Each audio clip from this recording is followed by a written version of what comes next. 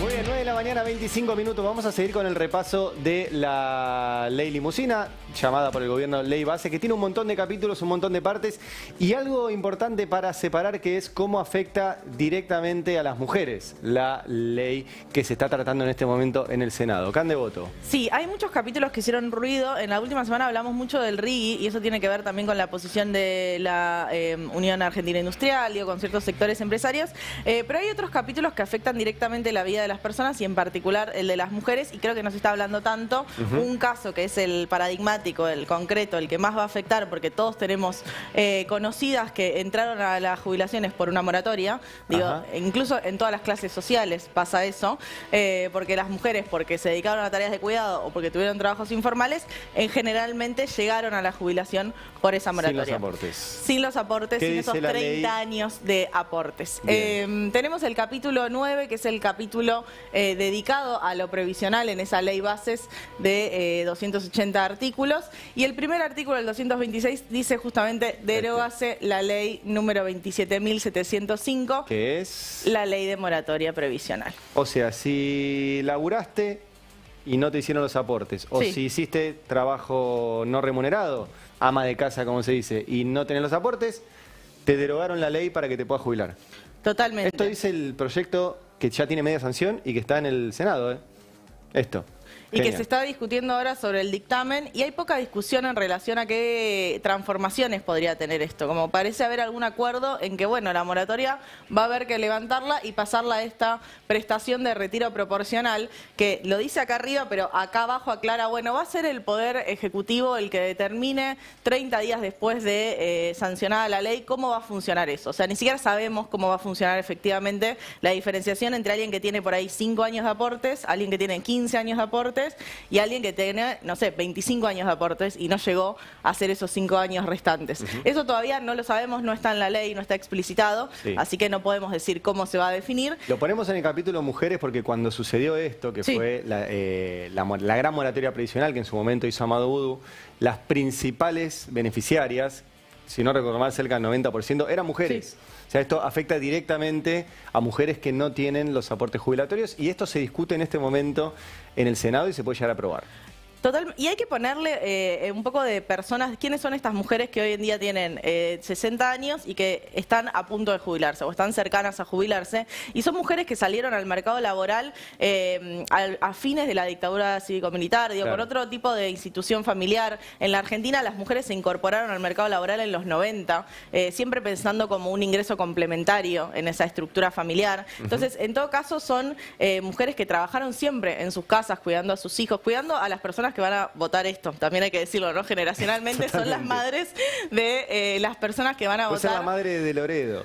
Podría ser la madre de Loredo, y que lo interesante es algo que atraviesa las clases sociales, porque las mujeres, incluso de clases medias acomodadas, muchas veces se dedicaron incluso más al trabajo doméstico no remunerado en sus casas, y son las que entraron a las jubilaciones por moratoria. Y en el caso de las mujeres de los sectores más trabajadores, bueno, lo que sucede tiene que ver con la informalidad y con trabajos que muchas veces no están dentro de esa formalidad. Tenemos un gráfico que lo que muestra es un poco esa situación de, bueno, quiénes son las mujeres, las aportantes en edad jubilatoria según años, ¿no? Entonces está en violeta las mujeres, en naranja los varones, y muestra justamente quiénes tienen, bueno, más de 20 años de aportes. Más de 20 años de aportes, solo el 8,8% de las mujeres tiene eso, o sea que solo una de cada 11 mujeres accedería a cumplir esos años de aportes necesarios para jubilarse. Un tercio de los varones.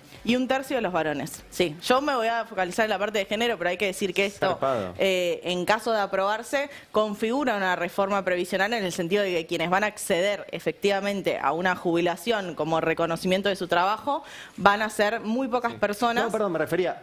Me impacta también eso, un tercio de los hombres tiene más de 20 años de aporte, pero además un tercio, la mujer representa un tercio de lo de los hombres, o sea, el 27% de los hombres tiene más de 20 años, solo el 8% de las mujeres. Sí. Tremendo. Y la cantidad de años de personas sin aportes directamente. Digo que sin aportes. Sin aportes, y que van a pasar a tener una... En hombres es 30%, en mujeres el 50%, casi el 51% de las mujeres no tiene aportes. Y si se vota esta ley, no van a tener moratoria. No van a tener moratoria y no van a tener jubilación. La tendencia que empezó con el gobierno de Mauricio Macri es pasar una pensión universal de adultos mayores, que es el 80% de una jubilación mínima, a la cual se accede a los 65 años, o sea que hay un montón, miles de mujeres que van a tener que esperar 5 años más para acceder a un ingreso de parte del Estado, y que ese ingreso va a ser el 80% de una jubilación mínima y no va a ser un reconocimiento de un trabajo, que eso también es interesante pensar, bueno, estas mujeres que dejaron sus horas, sus vidas criando a quienes votan estas cosas, bueno, no van a tener un reconocimiento social de decir, bueno, vos aportaste a la sociedad. También criaron a los entrevistadores en la tele que no preguntan estas cosas. Sí. Esto está en la ley, Esto o al propio presidente que dice, no, bueno, mi mamá no trabajó, entonces no tiene que tener una jubilación. Bueno, ¿qué más? ¿Qué más hay en la ley que esté vinculado a mujeres? Esto está relacionado también con la parte previsional, pero también con los capítulos que vamos a ver a continuación, que tienen que ver con la reforma laboral, con la reforma en el contrato de trabajo, y esto marca justamente la tasa de no registro, o sea, la informalidad que hay en tanto trabajadores varones y mujeres. Varones es la línea gris, mujeres la línea magenta, y lo que se ve siempre es una brecha, ¿no? O sea, lo que me interesaba mostrar de este cuadro que hacemos desde Ecofeminita es mostrar en la serie cómo siempre se mantiene esa brecha, esa diferencia entre los trabajadores varones y las trabajadoras mujeres, donde las mujeres tienen mayor incidencia en esa tasa de no registro. Entonces, obviamente que eso impacta en menos años de aportes, pero también en qué tipos de trabajo acceden efectivamente las trabajadoras mujeres en ese mercado laboral. Casi el 40% de las mujeres está sin registrar, ahí, según eso. Y los varones está abajo del 35%. Que igual son números altos, ¿no? Para hablar justamente de esa reforma previsional, pero pasemos, si te parece, al contrato de trabajo, a la reforma laboral, primero para la parte de empleo público, y quiero hacer un paréntesis acá, porque en el empleo público es uno de los sectores que más paridad tiene en términos de género.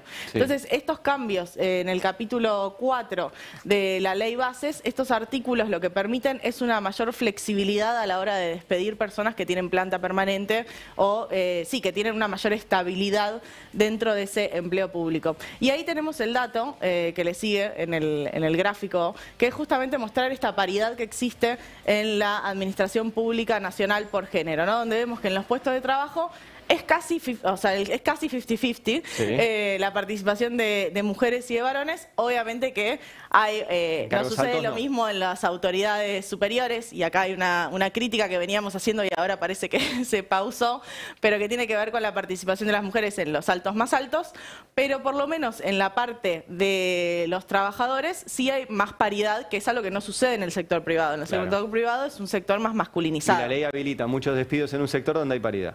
Entonces eso va a generar ¿qué cosa? Y bueno, aumento en las brechas de trabajadores, porque mal que mal en el empleo público, bueno, es un empleo registrado y es un empleo que por la misma categoría ganas lo mismo. Entonces no hay brecha salarial en ese sentido, más allá de que después sí hay una desigualdad en que en los cargos altos. En los cargos altos hay más varones. Bien. Hecho esta salvedad del empleo público, que es un capítulo en sí mismo de la ley bases, pasemos ahora sí a la del contrato de trabajo, a este título 4, la promoción del empleo registrado, que es básicamente todos los artículos que hacen que no tenga ningún costo para los empresarios regularizar a los trabajadores que tenían de manera informal.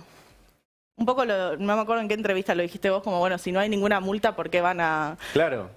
Van a registrar a los trabajadores. El incentivo es la multa. El incentivo es la multa. Bueno, esto levanta todas las multas y también establece una serie de beneficios para quienes quieran registrar a los trabajadores, y eso lo tenemos que analizar con los siguientes títulos, que tiene que ver con la modificación del contrato de trabajo, ahora sí, y que tiene que ver con una flexibilización, que el horizonte en este capítulo 2 de esas modificaciones de la ley de contrato de trabajo, en vez de pensar, bueno, tenés un mercado de trabajo que tenés un 40% de informalidad y querés ver cómo mejorar, digamos, las condiciones laborales de todos, lo que dice es, bueno, bajemos las condiciones laborales de todos, entonces ese número me va a dar más bajo.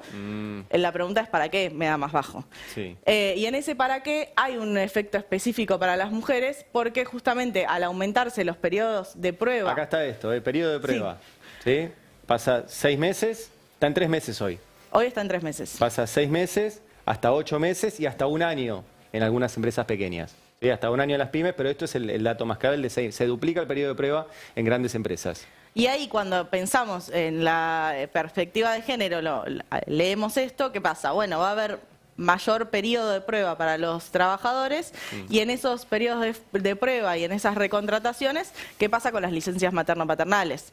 Está bien, la licencia paternal en Argentina a nivel nacional es de 2 días, así que mucho no podemos decir al respecto, pero ¿qué pasa en el caso de las trabajadoras y su licencia por maternidad cuando hay tanto aumento del periodo de prueba y tanto recambio en ese mercado laboral? Y más preocupante es el siguiente artículo, que lo que muestra es esta idea de trabajadores independientes con colaboradores. Digamos, ¿qué pasa con las licencias maternales y con las licencias de cuidados de los hijos, de las personas mayores, las personas con discapacidad, cuando vos ya no sos un empleado en relación de dependencia, sino que sos simplemente, bueno, un colaborador, una colaboradora, que como colaboradora monotributista, tenés que gestionar tus propias licencias y, bueno, no cobrarás.